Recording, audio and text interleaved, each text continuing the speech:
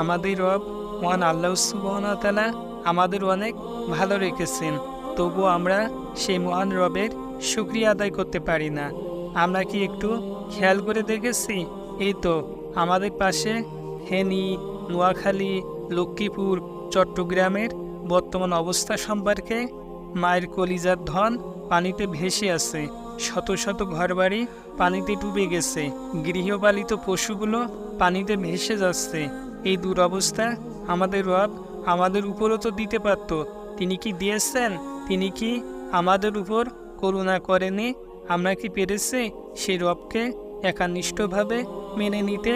আমরা কি পেরেছি এই অসহায় মানুষের পাশে একটু সাহায্যের হাত বাড়িয়ে দিতে? আমরা যদি জানতাম, অনুধাবন করতে পারতাম এই অসহায় মানুষের পাশে দাঁড়ালে আমাদের রব আমাদের উপর খুশি হয়ে যেতেন।